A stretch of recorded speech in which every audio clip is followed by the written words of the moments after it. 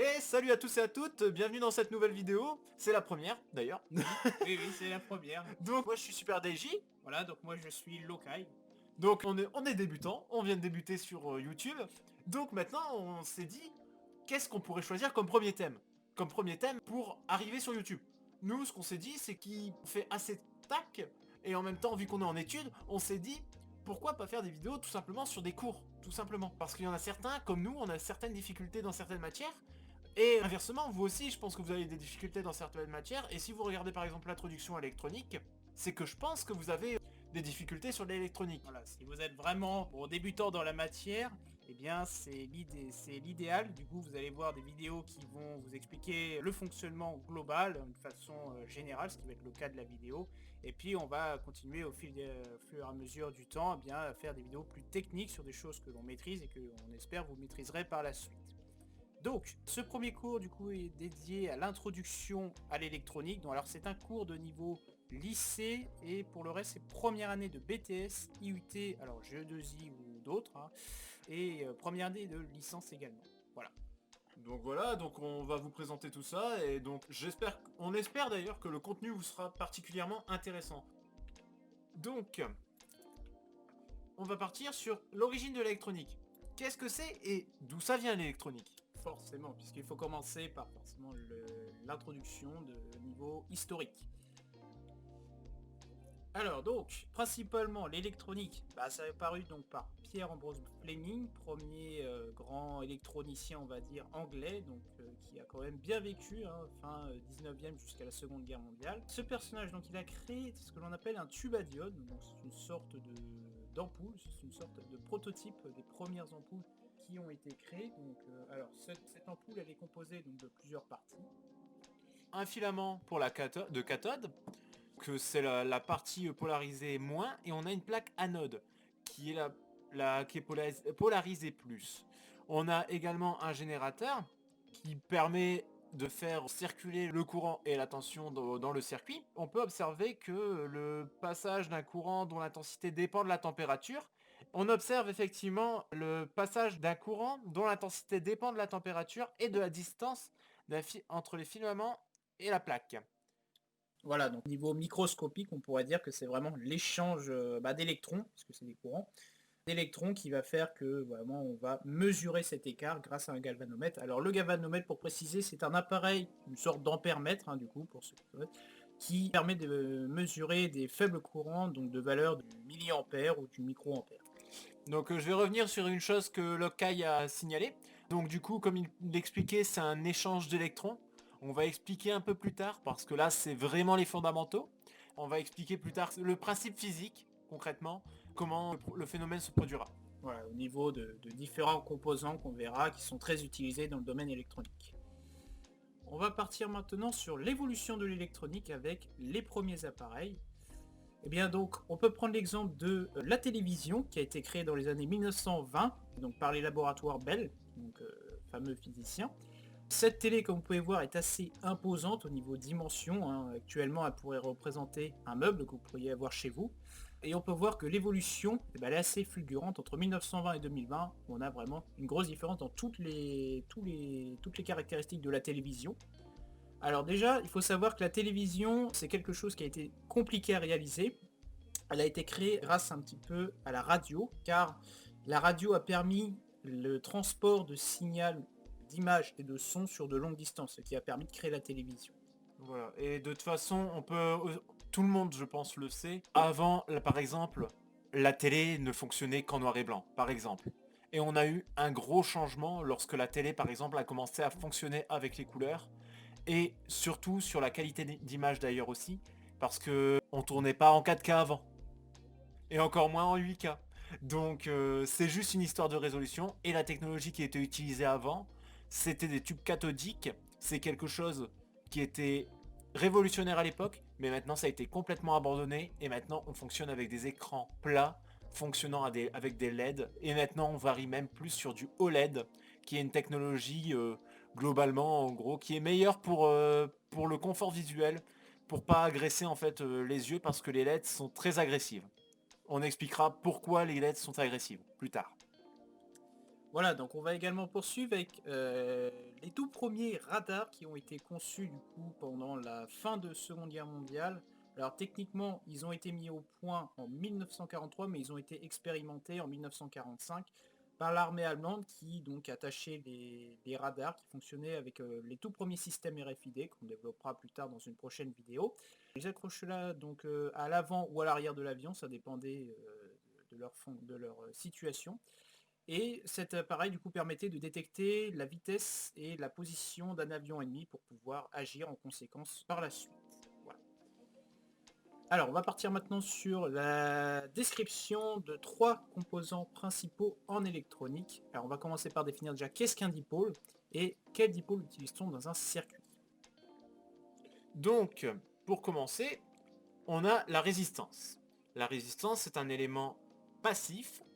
Dans un circuit, il sert à limiter le courant. Et on a plusieurs technologies qui ont été créées pour la résistance. La résistance, avant, par exemple, si je pars dans les années à peu près 80-90, si je ne dis pas de bêtises, on fonctionnait avec des résistances carbone. Maintenant, c'est une toute autre technologie qui a été créée. Selon cette technologie, on avait une certaine tolérance. Admettons, je vais partir sur là, on a une résistance avec un certain code couleur d'ailleurs. On lit d'abord le marron jusqu'au doré. Donc, le marron, noir, rouge représente la valeur de la résistance et le doré représente la tolérance de la résistance qui, là, dans les dernières technologies, on va dire, est de plus ou moins 5% la valeur de la résistance. Donc si par exemple je dis une bêtise, hein, c'est une résistance qui n'est pas normalisée, celle que je vais dire, attention. Si j'ai une résistance de 100 ohms et qu'elle est avec une tolérance de plus ou moins 5%, elle aura soit 95, soit 105 ohms. C'est selon la production, comme il y a toujours, comme un élément n'est pas parfait. Donc voilà. On a aussi le CMS qui est utilisé, ce qu'on retrouve bien sûr dans les téléphones portables, tout ça. Parce que je pense que vous imaginez bien qu'on va pas mettre des composants avec des grosses broches dans un téléphone. C'est bon, sinon votre téléphone, ça sera une brique, en fait, simplement. Oui, parce que on peut pas se permettre, parce que ça prendrait beaucoup trop de place, et il faut que ce soit compact, c'est tout. Il faut juste que ce soit compact, donc on a inventé le CMS, composant monté en surface, donc c'est l'acronyme le CMS. Du coup, on a commencé à souder le composant directement sur la carte électronique. Alors maintenant on va partir sur l'inductance ou ce qu'on appelle plus généralement la bobine. Alors la bobine, donc elle peut avoir, voilà, comme vous pouvez voir, 3 formes différentes, peut être vraiment très espacée au niveau de la longueur ou alors très compacte. Alors la bobine a donc un symbole qui est une sorte de demi-pont, hein, en fait, simplement parce que physiquement une bobine, c'est donc la représentation en 3 dimensions que vous avez sur la droite, c'est une sorte d'enroulement sur une certaine longueur. Et chaque enroulement va correspondre à ce qu'on appelle un spire, donc une spirale, hein, simplement.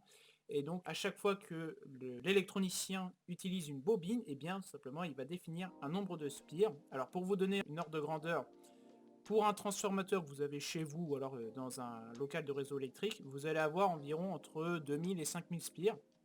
Et puis pour un système globalement normal, c'est entre 100 et 600 spires. Voilà. Donc après, cette bobine, vous allez voir, elle va avoir un rôle plus tard, que l'on expliquera forcément dans une prochaine vidéo, lorsqu'on présentera vraiment l'ensemble des dipôles. Ensuite, nous avons le condensateur. Le condensateur est un composant également passif, comme les deux autres. Il permet de stocker une tension pour la décharger plus tard. C'est comme un seau d'eau. On va prendre un seau d'eau, on va le remplir d'eau, et une fois qu'il sera rempli, on va aller le décharger, par exemple dans la baignoire. Voilà, on va le vider, et puis du coup ça va jouer un petit peu le même rôle que ce seau. Lorsque ce condensateur va être relié à une alimentation, par exemple une batterie, une pile, tout ce que vous voulez, eh bien il va se charger jusqu'à une certaine valeur de tension. Généralement ce n'est pas la même tension que la batterie, c'est légèrement moins, parce que ça ne peut pas accueillir autant de tension. Et puis après ça va se décharger dans le reste du circuit, et ce genre d'utilisation, ça permet par exemple de créer un clignotement. Voilà, votre clignotant dans une voiture fonctionne grâce à la charge et décharge d'un condensateur. Voilà. Alors, donc ces 3 éléments, ça représente un dipôle, mais on n'a pas précisé ce que c'est un dipôle. Un dipôle, donc c'était généralement un élément qu'on dit passif. Alors passif, c'est tout simplement parce que l'élément va recevoir une grandeur physique, une tension, un courant, une puissance. On dit un élément qui est actif, il va fournir quelque chose. Voilà. Donc ce sont des éléments passifs qui sont constitués principalement donc de deux pôles, un pôle positif et un pôle négatif, d'où dipôles. Voilà. Donc maintenant on va partir sur la présentation de système avec qu'est-ce qu'un circuit série et qu'est-ce qu'un circuit parallèle. Les deux types de circuits qu'on rencontre dans 90% des cas en électronique. Donc nous avons en premier lieu le circuit série. Donc simplement, qu'est-ce que c'est? C'est un générateur. Un générateur qui est branché directement à un élément. Là, en l'occurrence, on avait mis une lampe. Par exemple, je ne sais pas, admettons, on peut très bien dire que ce circuit possède un interrupteur, parce que on va dire qui permet d'allumer ou d'éteindre la lampe. Donc dans ce cas-là, la lampe, si on appuie sur l'interrupteur, elle sera allumée. Et si on réteint, la lampe sera éteinte. Après, on peut retrouver le circuit parallèle, par exemple, qui sera relié sur ces points-là. Par exemple, si par exemple on met un interrupteur ici, attention, hein, je n'ai pas précisé ça, mais tout à l'heure, mais le générateur se dirige du plus vers le moins, et non du moins vers le plus. Attention. Donc si on met par exemple un interrupteur dans ce secteur-là, et qu'on appuie sur cet interrupteur, la lampe sera allumée. Mais ça n'aura aucune influence sur l'autre lampe qui sera éteinte au préalable. Si par exemple on allume les deux en même temps, c'est possible, le circuit fonctionne toujours aussi bien, il est conçu pour, on peut faire fonctionner deux lampes en même temps, comme une à la fois.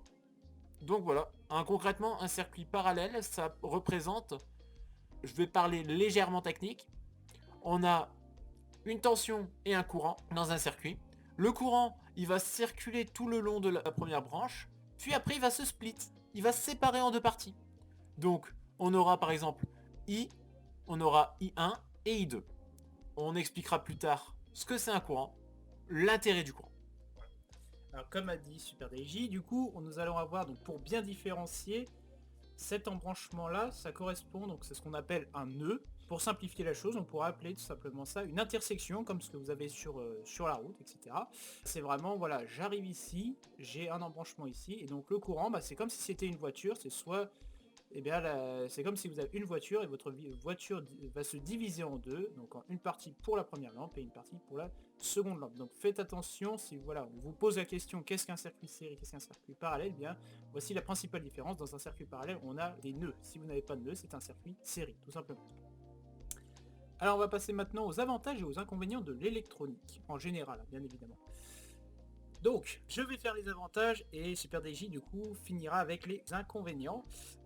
Pour les avantages, on peut dire que c'est donc utile au quotidien, effectivement, parce que l'électronique a permis de faciliter les actions de l'homme au quotidien. Je peux prendre l'exemple d'un aspirateur, d'un robot aspirateur. L'homme n'a qu'à programmer le robot aspirateur pour que celui-ci fasse du coup le ménage à sa place dans une maison, dans un appartement, tout ce que vous voulez. On peut prendre également l'exemple du robot tondeuse, hein, donc voilà. Ça a vraiment facilité et c'est très utile à l'homme au quotidien.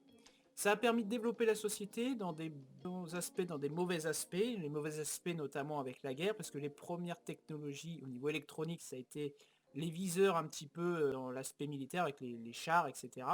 Mais malheureusement, voilà, c'est ce qui a un petit peu aidé à faire les horreurs de la guerre, et donc c'est un avantage parce que ça a permis de développer la société, mais pas forcément en bon terme. Au niveau bon terme, voilà, au niveau de la fluidité de la communication avec le monde extérieur, par exemple, notre pays peut communiquer facilement avec d'autres pays grâce justement à l'électronique, à l'internet, etc. D'ailleurs, si on peut faire aussi cette vidéo pour que vous présentez les choses, c'est également grâce à l'électronique. Donc on se permet en même temps d'utiliser l'électronique tous les jours, n'importe quand, n'importe où. On en a partout, tout le temps sur nous. Il faut pas faire croire qu'on n'a jamais touché à l'électronique. À partir du moment où, par exemple, où on a une montre digitale, on touche à l'électronique. Voilà, donc c'est vrai que dans ce point-là, on a tous de l'électronique sur nous, hein. C'est un petit peu ça, même votre téléphone, vous allez voir, c'est une usine à électronique, on pourrait dire ça vraiment comme ça, parce qu'il y a des millions et des millions de composants dans votre téléphone. Donc c'est assez impressionnant. Donc comme je l'ai dit, voilà, ça remplace l'homme pour les corvées, notamment, je peux préciser, donc, alors ça débordera un petit peu sur les inconvénients, mais voilà, au niveau du secteur industriel, ça va remplacer l'homme pour les corvées pour certaines tâches que les hommes faisaient avant et que l'on ne fait plus maintenant. Alors on a rajouté également permet d'avoir un avenir. Pourquoi? Parce que l'électronique, en ce moment, comme ça se développe de façon exponentielle, avec tous les domaines industriels, techniques, scientifiques et même parfois psychologiques avec les intelligences artificielles, eh bien c'est un domaine où vous allez toujours avoir du travail, peu importe votre niveau d'études. Voilà. Donc maintenant, je vais revenir sur les inconvénients. Donc comme l'a expliqué Lokai, ça permet d'avoir un avenir, mais en fait, en contrariero, cela détruit les emplois. Pour la simple et bonne raison que, comme il l'a expliqué, l'homme est remplacé au fur et à mesure par la machine. Donc, par exemple, je prends l'exemple du robot tondeuse que Lokai avait cité. Je trouve que certaines choses sont utiles au quotidien, mais peut-être trop l'électronique est peut-être trop présent. Parce que je explique en même temps le troisième inconvénient. Parce que ça remplace l'homme dans certains secteurs, comme il est écrit. Par exemple, en usine. En usine, on va avoir dans les montages automobiles, on aura une chaîne de production. Où est-ce que avant on fonctionnait avec le travail à la chaîne. Et le travail à la chaîne, c'était tout le monde, vous comme moi, qui pouvait aller là-bas pour aller travailler. Et l'avantage, c'est que du coup, il y avait beaucoup d'emplois pour ça. Et maintenant, le problème, c'est que justement, ce travail à la chaîne est remplacé par les robots. Parce que, bon, certaines personnes n'arrivaient pas à suivre le travail à la chaîne, ça allait trop vite. Ça peut se comprendre. Mais je pense que c'est pas non plus la meilleure chose d'avoir remplacé l'homme par des robots. Alors forcément, c'est sûr qu'un robot pour un patron, c'est quand même beaucoup mieux parce que le robot n'a pas besoin de prendre de pause, n'a pas besoin de manger, n'a pas besoin de dormir. Et surtout, le robot n'a pas besoin forcément d'être payé. Et donc ça, forcément, le patron apprécie, hein. Il n'a pas besoin de verser beaucoup de salaire, puisque du coup, maintenant, les hommes qui étaient à la chaîne, maintenant, vont s'occuper de temps en autre de la maintenance de la machine. Voilà. D'ailleurs, en parlant justement de ça, petite culture G entre deux, justement avec ce que vient de dire Lokai, il faut savoir que lorsqu'un patron prend un employé en CDI, il ne faut pas compter que la rémunération que l'employeur verse. Car derrière, lorsque vous êtes engagé en CDI, en fait, ce qui se passe, c'est que vous avez signé un contrat, et ce contrat concerne l'employeur. Mais l'employeur lui-même doit aussi, d'une certaine manière, enfin indirectement, signer un contrat avec l'État pour dire qu'il a engagé quelqu'un pour un contrat en durée indéterminée. Donc, l'employeur va payer en plus des taxes du salaire qu'il vous verse. Donc ça, c'était une petite parenthèse à savoir. Ensuite, donc du coup, on a l'impact environnemental. Pour l'électronique, c'est pas très bon pour la planète, il faut le savoir. Je prends l'exemple d'une batterie de téléphone. C'est quoi? C'est des produits chimiques dedans. C'est lorsque la batterie ne fonctionne plus, ces produits chimiques ne sont pas recyclables. Et donc du coup, ils vont mettre un certain temps à se dégrader au fur et à mesure du temps. Et ça va mettre peut-être une cinquantaine d'années, voire une centaine d'années pour certains produits. Donc il faut savoir que ce n'est pas forcément bon pour l'environnement. Après, je reviens sur une chose qui est bon comme mauvaise également dans l'environnement. Je prends l'exemple des panneaux solaires, C'est très bon car ça produit sa propre électricité. Donc on n'a pas besoin par exemple d'une centrale électrique, mais il faut savoir derrière que ça a besoin d'une batterie. Et cette batterie, c'est des produits chimiques. Donc, c'est de l'énergie verte sans être verte. Il faut le savoir. Il faut pas non plus rester berné sur l'idée ouais, l'énergie verte c'est génial. Pas forcément. Il faut voir, et selon les technologies de batterie qui sont utilisées, voir si les batteries ne perdent pas trop en puissance. Maintenant, on n'a plus trop ce problème, mais un certain nombre d'années, on ne pouvait pas se permettre parce que les batteries n'étaient pas assez performantes. Et maintenant, le problème, c'est qu'elles ne sont pas renouvelables. Donc, il faut faire attention à ça. Le local, il avait expliqué l'impact financier. Alors l'impact financier, alors ça rejoint du coup l'impact environnemental. Moi je vais plutôt prendre l'exemple des téléphones Apple. Il faut savoir que Apple maintenant c'est une des plus grandes sociétés du monde. Et malheureusement à cause de ça, ils ne pensent pas forcément déjà à la planète, mais également au coût, puisque chaque composant, donc par exemple, je reprends l'exemple de la batterie, de la matière première. Malheureusement, cette matière première, elle n'est pas infinie sur Terre, donc il y a un moment, il n'y en aura plus. Et malheureusement, comme ça se vide à une vitesse incroyable, eh bien, les matériaux coûtent de plus en plus cher. C'est pour ça que tout simplement, il y a 20 ans, un téléphone coûtait entre 100 et 150 euros. Maintenant, quand vous regardez, alors malgré qu'il soit puissant, c'est aussi à cause de ça, les téléphones peuvent coûter maintenant jusqu'à 2000 euros, ce qui est complètement fou, parce que pour 2000 euros, vous pouvez quand même avoir une voiture qui est quand même plus indispensable qu'un téléphone. Alors, donc on va finir avec une petite conclusion Du coup, alors vous allez nous dire en commentaire qu'est-ce que vous avez appris. Donc on peut récapituler. Alors déjà, l'électronique, apparue du coup par Monsieur Fleming avec le tube à diode, hein, une première grosse invention. Ça s'est développé dans de bons et mauvais sens, hein, forcément, avec les avions radars hein, pour la détection d'ennemis, et avec la télévision, du coup, les civils pouvaient suivre du coup ce qui se passait à la télé. On peut voir que du coup, voilà, au fil des années, ça a évolué de façon assez intéressante, et je trouve que voilà, le mot clé pour définir l'électronique, c'est diffusion. Pourquoi diffusion? Parce que ça a réussi à se propager dans l'ensemble des domaines, ce qui a du coup révolutionné la société, ce qui n'est pas le cas de tous les domaines. Donc ben voilà, je pense que Lokai a à peu près tout dit. Eh bien, moi je vais Euh, rajouter que voilà, Vas-y. j'espère que ce premier cours vous aura plu. Donc c'est le premier, c'est pas du tout le dernier. Alors du coup, peut-être que ça a pu paraître un peu simple pour certains niveaux, mais voilà, on ira bien sûr dans des choses beaucoup plus techniques par la suite. Mais on a vraiment voulu commencer par le niveau basique pour finir avec quelque chose de plus pointu, de plus ardu. Voilà. Voilà, donc également on peut rajouter, donc on fait de l'électronique et on va faire du coup beaucoup de domaines dans l'aspect technique, comme vous pouvez le voir dans la description de la chaîne. Principalement trop technique, l'énergie en principe, l'énergie renouvelable principalement, et puis un petit peu de secteur de l'automatique. Du coup vraiment tous les domaines seront liés, des fois on débordera sur d'autres domaines par la suite des vidéos. Il faut savoir que nous, on est actuellement en licence 3 énergie électrique et automatique. On a choisi aussi le parcours IE, donc ingénierie électrique. Donc, on est en fait dans le sujet, et si jamais vous avez des questions et qu'on n'arrive pas à y répondre, on peut très bien demander à nos professeurs pour savoir vous répondre de façon précise. Donc, n'hésitez pas à laisser des commentaires. Ça pourra être bénéfique pour vous comme pour tout le monde, car si vous avez des questions, c'est tout le monde n'y pense pas forcément à ça, mais ça peut aider d'autres personnes. Sur ce, ben, j'espère que cette vidéo vous aura plu. N'hésitez pas à laisser un commentaire pour nous dire s'il y a des choses qui ne vous ont pas été très claires. Et si ça vous a plu, ben, je vous invite à mettre un like ou même vous abonner pour suivre les prochaines vidéos qu'on va publier. Et sur ce, Lokai et moi, on vous dit à la prochaine! À la prochaine!